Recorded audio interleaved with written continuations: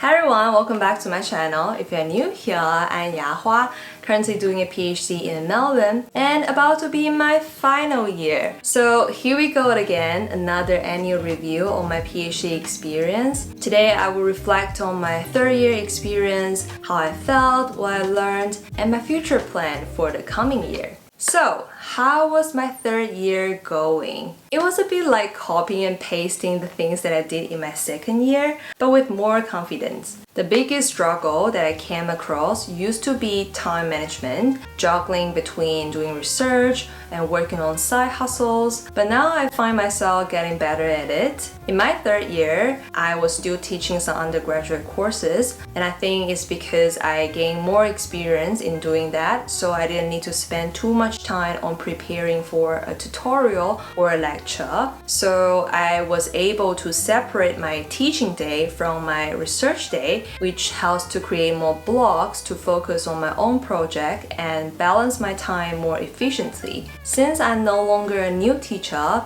I even have time to think about how I can improve my teaching style and perfect my class. I guess at the end of the day, each PhD candidate will become a good multitasker, but sometimes I still feel that I don't have enough time to do many things. In the first half of the year, I was still doing data analysis, jotting down some notes here and there while teaching a new subject, and my life was still doing okay, but it wasn't until mid-year that I started to feel this immense pressure slowly building up. I felt that I wasn't writing enough, I doubted if I can meet the deadlines, I wasn't sure if I could finish my PhD thesis, and not knowing what to do after I finished this degree. Now, looking back, I think it's very normal to feel anxious about the future, especially when you are at the end of your degree. Of course, everybody is anxious. I'm not even the type of person who likes to make plans, but now I have to think about it.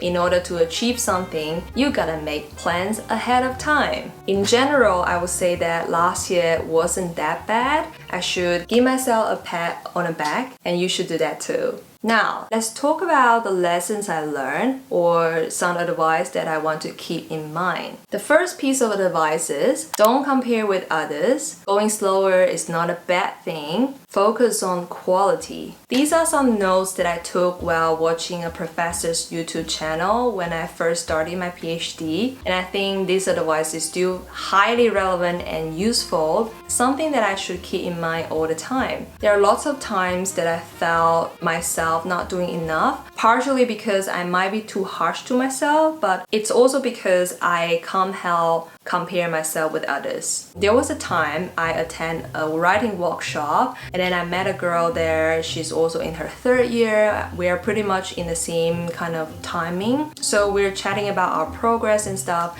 and all of a sudden she told me that she finished 70% of her thesis, and I was like,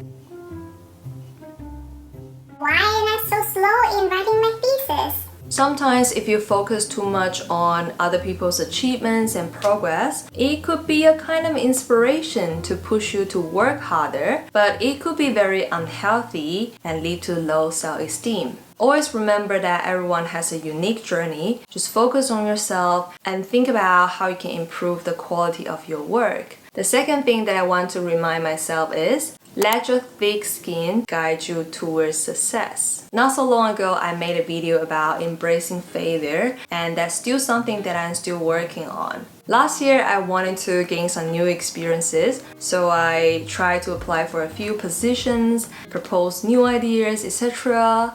And I didn't get these opportunities. Yep. At first, I was a bit frustrated, but then I realized that I probably didn't develop a thick enough skin. So if you can develop a thick skin, you wouldn't feel that failure as an embarrassing thing. It's just a very common thing that happens a lot in academia and everyday life. So I do want to develop a thicker skin, metaphorically but not physically, so that I can deal with rejection more gracefully. Last but not least, always remember that you are not alone in this journey. in the final stage of a PhD program, it's gonna be more and more lonely. And I also felt that myself, especially after I started to live alone. And how I handle it was to reach out to people and put myself out there to attend events and meetings. Doing a PhD is challenging and sometimes isolating, but you are not the only one feeling that. Just remember that there are lots of people out there that you can reach out to and you can make this journey less lonely. And that's what I'm going to do this year. I'm gonna attend a few conferences, already planned it ahead of time, meet people, develop a network because I need to find a job soon. Speaking of that, when I first started my PhD, I made a wish that I wanted to finish it by the time I turned 30. It's not like I feel the social constraint. The society keeps saying that you should do this and that by the time you turn 30. It's not about that. It's more like I want to move on. I don't want to stuck in this title of PhD candidate all the time. A PhD degree or academia, all of these are just a small part of the life. And there are lots of beautiful things in this world that I want to explore, and I don't want to, just sit in front of my laptop all the time. That's why I'm very keen and determined to finish my thesis this year. I'm not even sure if saying this out loud in the public would be a good idea, but anyway, I wouldn't do any teaching anymore, at least for the first half of this year, because it might be too time consuming and distract myself from writing thesis. But rest assured, I will still be making videos. Alright, that's all for today. Thank you for watching and I hope you enjoy it. Let me know in the comments if you have any plans for this year. Happy New Year, stay healthy, and I will see you in the next video. Bye!